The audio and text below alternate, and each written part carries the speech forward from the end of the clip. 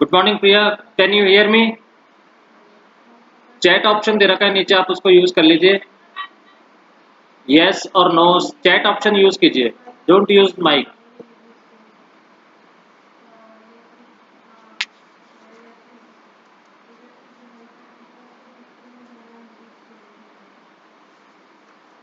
Can you hear me? Can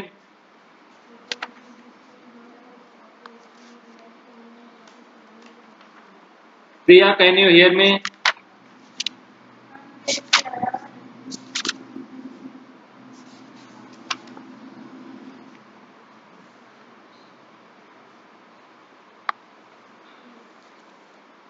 आवाज आ रही है आपको मेरी?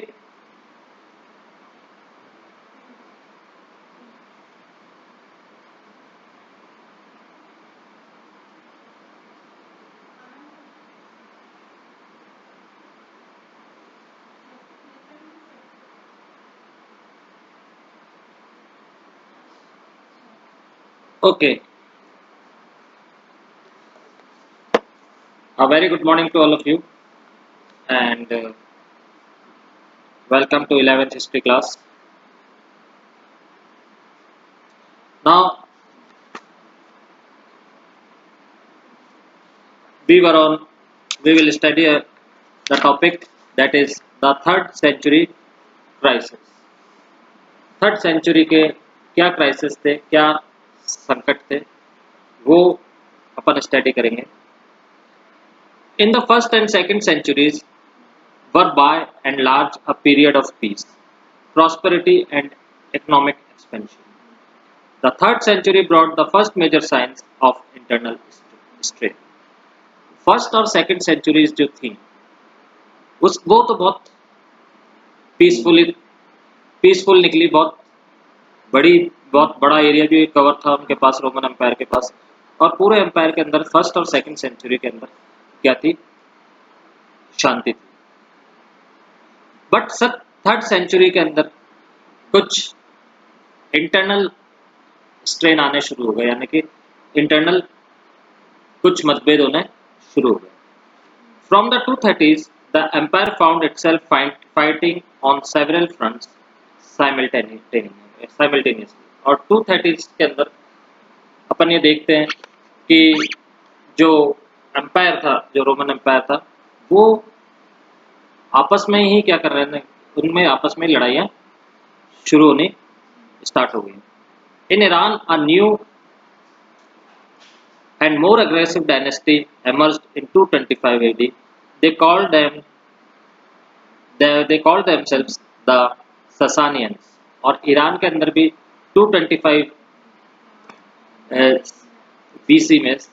बीसी में एक और डायनेस्टी जो कि एग्रेसिव डायनेस्टी थी वो सामने आई। और वो डायनेस्टी अपने आप को क्या कहलाती थी, क्या बोलती थी वो डायनेस्टी अपने आप को? Sasanians, and within just 15 years were expanding rapidly in the direction of the Euphrates। और 15 साल के अंदर ही वो उसने अपना एम्पायर जो था बहुत बड़ा एक्सपेंड कर दिया, बहुत ज़्यादा बढ़ा लिया, और वो यूफ्रेटिस के पास तक वो पहुंच गई।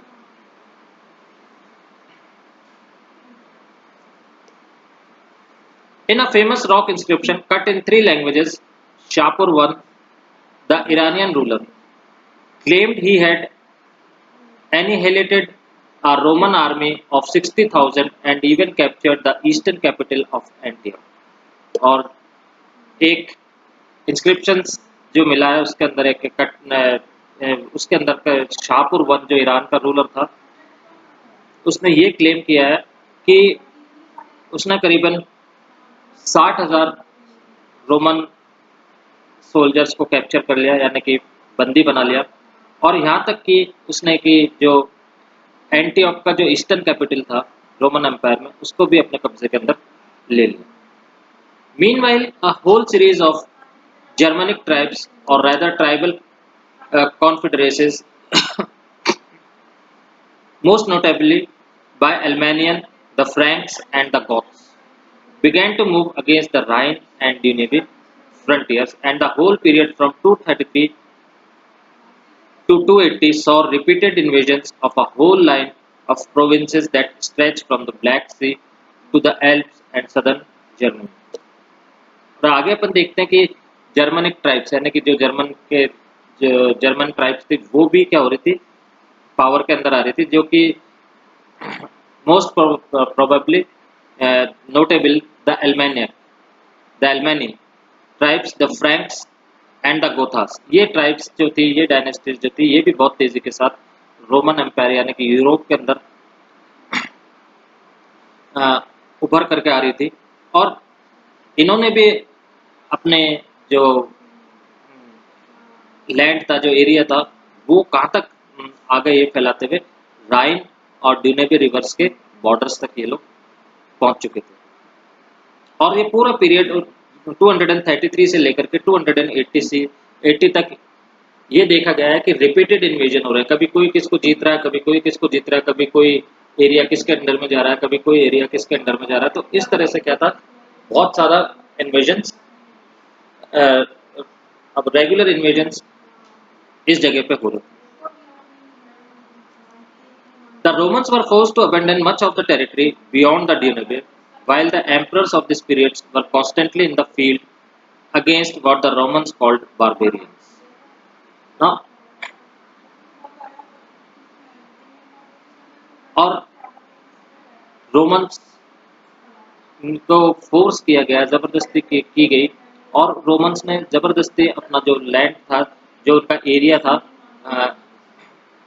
ड्यूनेबे के बियॉन्ड पे, जो टेरिटरी थी इनकी बियॉन्ड द रिवर ड्यूनेबे, वो क्या होगी, वो उन्होंने अबेंडन कर दी। वो उन्होंने जो ट्राइब्स इन्वेजन करने आ रही थी वो उन्होंने छोड़ दी और अबेंडन कर दी।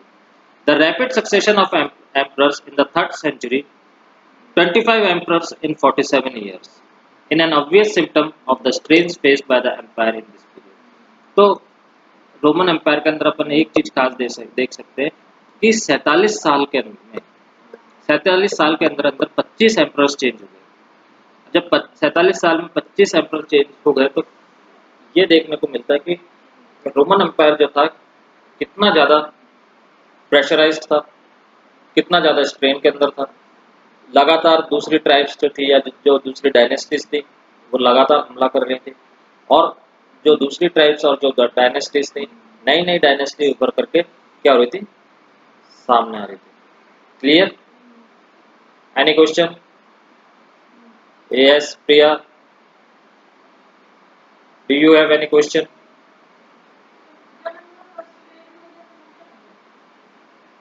Shall we start a new topic? Okay. Gender literacy and culture. Our new topic is gender literacy and culture. One of the more modern features of Roman society was the widespread prevalence of the nuclear family. Adult sons did not live with their families, and it was exceptional for adult brothers to share a common household. अब जो एक modern features जो Roman society के अंदर सबसे ज़्यादा फैला वो था न्यूक्लियर फैमिली, यानी कि nuclear family means mother father and their children. ठीक है। Adult sons did not live with their families, यानी कि जो बड़ा बेटा होता था वो अपने माता पिता के साथ, जैसे शादी होगी तो उसके बाद वो अपने माता पिता के साथ नहीं रहता था। And it was exceptional for the adult brothers to share a common household. और ये एक एक्सेप्शनल होता था कि बड़ा बेटा जो है, जो एडल्ट वन है, या कोई बेटा जब एडल्ट हो जाता है, या कोई बच्चा जब एडल्ट हो जाता है, या अपन ये मान लेते हैं कि कोई एडल्ट जब हो जाता है तो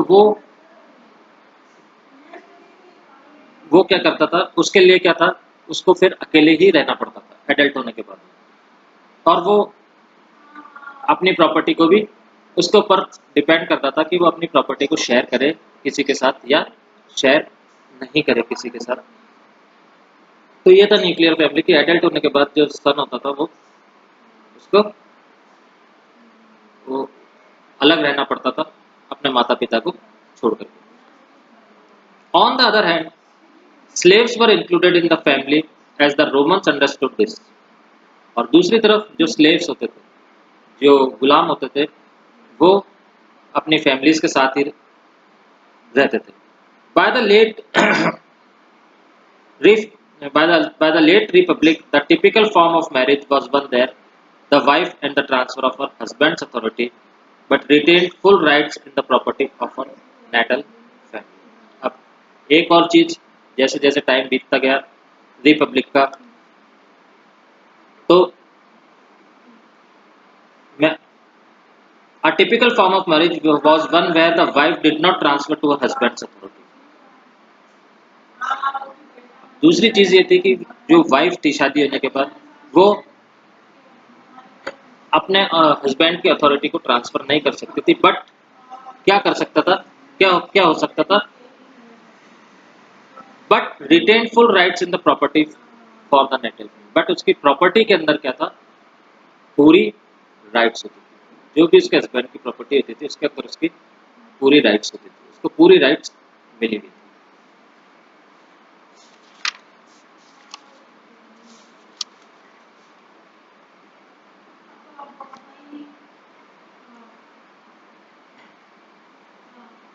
The Roman woman enjoyed considerable legal rights in owning and managing property. तो रोमन वुमेन क्या थी, वो पूरा एंजॉय करती थी जो भी इसको, क्यों, क्योंकि उसको लीगल राइट्स थी कि वो कोई सी भी प्रॉपर्टी खरीद सकती थी और कोई सी भी प्रॉपर्टी को मैनेज कर सकती थी। In other words, in law the married couple was not one financial entity but two, and the wife enjoyed complete legal independence. तो अगर अपन दूसरे शब्दों में देखें तो दोनों में से, हस्बैंड वाइफ में से जो वाइफ थी वो कानूनी इंडिपेंडेंस यानी कि कानूनी आज़ादी जो वुमेन्स थी या वाइफ थी उनके पक्ष में ज़्यादा थी। Divorce was relatively easy and needed no more than a notice of intent to dissolve the marriage by either husband or wife. और तलाक का जहाँ तक संबंध है, डाइवर्स का जहाँ तक संबंध है, तो वो बहुत इजी वे में हो जाता था। खाली एक नोटिस देना पड़ता था, या तो हस्बैंड अगर डाइवर्स देना चाहता है तो वाइफ को नोटिस देना है, वाइफ अगर डाइवर्स देना चाहती है तो हस्बैंड को एक नोटिस देना है। तो इसमें कोई प्रॉब्लम नहीं थी कि डाइवर्स देने के अंदर वो बहुत इजीली हो जाता था। On the other hand, whereas males married in their late 20s or early 30s, women are married off in the late teens और early 20s। और दूसरी तरफ अपन देखते हैं जो एज गैप रखा गया है बिटवीन हस्बैंड एंड वाइफ, वो ये है कि हस्बैंड जो लड़का होता है उसकी जो शादी करने की उम्र जो तय की गई थी वो थी 20 साल के शुरू में और 30 साल से पहले। सिमिलरली जो गर्ल्स की तकी गई थी वो थी लेट टीन्स यानी कि 18 एंड 19 ईयर्स। ठीक है, और इस तरह से दोनों के अंदर क्या था, दोनों की जो आयु थी, दोनों की जो एज थी हस्बैंड और वाइफ की, उसके बीच में क्या था, गैप किया गया था। Marriages were generally arranged and there is no doubt that women were often subject to domination by their husbands. Marriages तो जनरली अरेंज ही होती थी और ये इसमें कोई शक नहीं है कि जो डोमिनेशन होता था वो मेल्स का ही होता था, पुरुषों का ही होता था, हस्बैंड का ही होता था over their wife. Augustine, the great Catholic bishop who spent most of his life in North Africa, tells us that his mother was regularly beaten by his father, and that most other wives in the small town where he grew up and had a similar bruises to show। और जो Augustine जो एक बहुत बड़ा Catholic bishop हुआ, उसने अपनी ज़्यादातर लाइफ कहाँ पे स्पेंड करी थी, नॉर्थ अफ्रीका के अंदर उसने अपनी लाइफ स्पेंड करी। और वो अपने को ये बताता है कि जब वो छोटा था और जब, तो उसने ये देखा कि उसकी मदर को रेगुलरली घर, जो अपन बोलते हैं होम वायलेंस के अंदर, उसकी मदर को रेगुलरली मारा पीटा जाता था। और सिमिलरली केस दूसरी जो वाइफ्स थी, यानी कि दूसरे घरों में जो वाइफ्स थी, सेम कंडीशन उनकी भी थी, वहाँ पे भी वाइफ्स को मारा पीटा जाता था। Finally fathers had substantial legal control over their children, sometimes to a shocking degree। For example, a legal power of life and death in exposing unwanted children by leaving them out in the cold to die. Finally, power किसके पास, substantial power किसके हाथ में लाया करती थी? Father के हाथ करती थी, लाया करती थी, और उसका पूरा का पूरा कंट्रोल अपने बच्चों पे भी होता था। और कई दफे तो इतने शॉकिंग केसेस हुए कि कोई अगर have a legal power of life और उसके हस्बैंड के पास लीगल पावर ऑफ लाइफ होता था, कई दफे क्या होता था कि अनवांटेड चिल्ड्रन, भाई अपन कोई हस्बैंड वाइफ बच्चा नहीं चाहते हैं तो तब भी अगर कोई बर्थ हो जाता है तो वो उसको बाहर सर्दी में मरने के लिए छोड़ दिया करते थे। यानी कि फादर के पास क्या था, सारी सब्सटेंशियल लीगल राइट्स हुआ करते। What about literacy? ना we see what about literacy. Literacy का क्या हाल है? It is certain that rates of casual literacy varied greatly between different parts of the Roman empire के अंदर अपन देखते हैं कि जो लिटरेसी की रेट है वो रोमन एम्पायर के अंदर अलग अलग जगहों पे अलग अलग थी, यानी कि डिफरेंशिएट थी, यानी कि यहाँ पे लिटरेसी रेट अलग है। फॉर एग्जांपल जैसे अपन अपने इंडिया का एग्जांपल ले लेते हैं तो हर स्टेट के अंदर क्या है, लिटरेसी रेट अलग अलग है। केरला के अंदर अगर 100% लिटरेसी रेट है तो राजस्थान के अंदर पूरी 100% लिटरेसी रेट नहीं है। यहाँ पे लिटरेसी रेट डिफरेंट है कंपैरेटिवली टू केरला। तो सिमिलरली वहाँ पे भी ऐसे ही था। For example in Pompeii which was buried in a volcanic eruption in 1709 Common Era, there is a strong evidence of widespread of casual literacy. अब अपन देखते हैं, पॉम्पली नामक एक जगह का नाम है, पॉम्पली एक जगह का नाम है जो कि एक वॉल्केनो के अंदर, जब वॉल्केनो आया तो पूरी उस वॉल्केनो के अंदर वो जगह दब गई और उसके अंदर अपने को ये सबूत मिलते हैं, पूरे ये सबूत मिलते हैं कि वो जो जगह थी वहाँ पे क्या था, कैजुअल लिटरेसी वाइड स्प्रेड, यानी कि जो इंसान को पढ़ना लिखना आना चाहिए उस तरह की लिटरेसी क्या थी, पूरी जगह पे फैली हुई थी। Walls on the main streets of Pompeii often carried advertisements and graffiti were found all over the city। और दीवारों के मेन स्ट्रीट्स ऑफ पॉम्पली की जो दीवार, जैसे अपने दीवारें बनी रहती है और उसके ऊपर एडवर्टाइजमेंट लिख दिए जाते हैं, इसी तरह वहाँ पे भी क्या था, पॉम्पली सिटी के जो सिटी थी जो कि दब चुकी थी वॉल्केनो इरप्शन के अंदर, और जो उसके जो एविडेंस मिले हैं वो ये मिले कि दीवारों के ऊपर क्या लिख रखे थे, एडवर्टाइजमेंट लिखे हुए थे।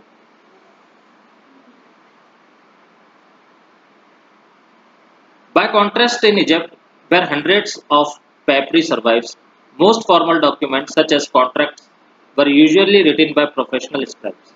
और दूसरी तरफ अगर अपन इजिप्ट पे देखते हैं तो वहाँ पे हंड्रेड्स ऑफ पेपरीज मिले हैं, यानी कि बचे हुए जो बच चुके हैं काफ़ी तो ख़त्म हो गए, जो थोड़े बहुत बचे हैं वो करीबन हंड्रेड्स के आसपास उनकी संख्या है, वो मिले हैं। और उनमें कई तरह के फॉर्मल डॉक्यूमेंट्स हैं जो कि प्रोफेशनल्स के द्वारा लिखे गए, यानी कि जो प्रोफेशनल्स जो बहुत अच्छी तरह से लिखना और बहुत अच्छी तरह से पढ़ना जानते थे उनके द्वारा ये लिखे गए।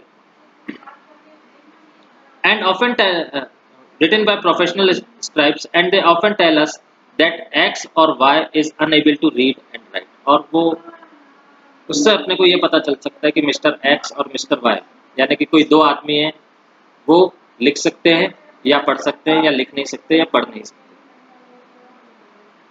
But even here literacy was certainly more widespread among certain categories such as soldiers, army officers and state managers। और यहाँ पे भी ये देखा गया है कि लिटरेसी जो थी इजिप्ट के अंदर भी, जो लिटरेसी थी इस टाइम के अंदर वो भी काफ़ी वाइड स्प्रेड थी, काफ़ी फैली हुई थी और कई कैटेगरीज के लोग पढ़े लिखे हुआ करते थे, जैसे कि सोल्जर्स हो गए, आर्मी ऑफिसर्स हो गए या स्टेट मैनेजर्स हो गए। स्टेट मैनेजर्स मीन्स जो लैंड को डील करते हैं या लैंड के बड़े बड़े लैंड्स के जो मैनेजर रखे जाते हैं उनकी देखभाल करने के लिए, वो उन लोगों का मैं ये पाया गया है कि वो लोग पढ़ लिख सकते थे। Got it? क्लियर? कोई क्वेश्चन है आपको? You want to ask any question?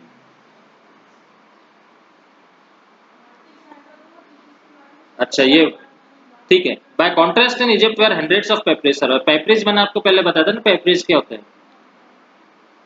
एक पेपरी होता है जो कि एक सरकंडे का से बनता है, जिसकी से लिखाई होती है। तो पहले क्या होता था कि ऐसे रोल होते थे, जैसे किसी को मैसेज भेजना है तो राजा क्या मैसेज लिख करके वो यू रोल करके और दूसरे किंग के पास अपना मैसेज भेजते थे। तो उसको क्या बोलते हैं?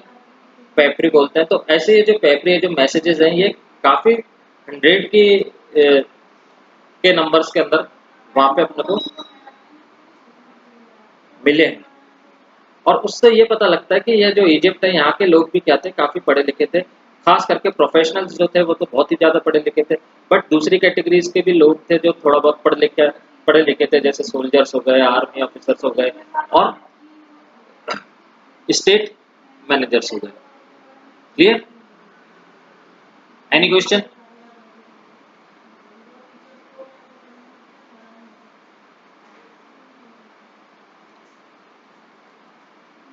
Okay, the cultural diversity of the empire was reflected in many ways and at many levels. और कल्चरल पूरे रोमन एम्पायर की कल्चरल डाइवर्सिटी भी क्या थी, बहुत अलग अलग तरीके थे कल्चर के अंदर। तो it is reflected in many levels. In the vast diversity of religious cults and local deities, the plurality of languages that were spoken, the styles of dress and costumes. तो ये सारी चीज़ें अपने को मिलती हैं। वास्ट डाइवर्सिटी ऑफ रिलीजियस, बहुत ज़्यादा रिलीजियस डाइवर्सिटी थी, रिलीजियस भिन्नता थी। एंड लोकल डाइटीज, लोकल यानी कि जो लोकल जो देवी देवता होते हैं उनमें भी भिन्नता थी। और उसके बाद लैंग्वेजेस के अंदर डिफरेंसेस थे, अलग अलग एरिया के अंदर अलग अलग लैंग्वेजेस बोली जाती थी। उसके बाद लोगों की ड्रेस और कॉस्ट्यूम के अंदर भी डिफरेंसेस थे। जैसे अपने राजस्थान के अंदर राजस्थानी पोशाक पहनी जाती है, गुजरात के अंदर गुजराती पोशाक, महाराष्ट्र के अंदर मराठी। सिमिलरली वहाँ पे भी जब अलग अलग रीजन के लोग जब एक ही एम्पायर के अंदर थे तो सबके अंदर क्या थी, अलग अलग कॉस्ट्यूम्स थी या अलग अलग dresses. The food people at, क्या खाना खाते थे, सबका अलग अलग होते थे। जैसे आप होटल में जाते हो तो राजस्थानी थाली मिलती है, गुजराती थाली मिलती है। राजस्थानी मील्स थाली मीन्स राजस्थान की, गुजराती थाली मीन्स गुजरात का जो भी स्पेशल फूड है या गुजरात के उस एरिया के अंदर का खाना होता है, वो इस तरह से क्या था वहाँ पे भी इस तरह से क्या था, अलग अलग खाना जो लोग खाते थे। They are forms of social organisation, tribal और नॉन ट्राइबल। अब वो किस फॉर्म से थे, उनका सोशल स्टेटस क्या था, वेदर दे वर ट्राइबल और not tribal. Even their patterns of settlement, कि उनके सेटलमेंट के पैटर्न्स कैसे हैं, किस जगह पे वो सेटल करते हैं या कहाँ पे उनके कैसे उन्होंने घर बना रखे हैं। ये सारी चीज़ें क्या थी, सब ये सब क्या थी, एक cultural diversity. Got it? Any question? Clear? Okay, we will continue in the next class. Thank you and bye. Have a good day.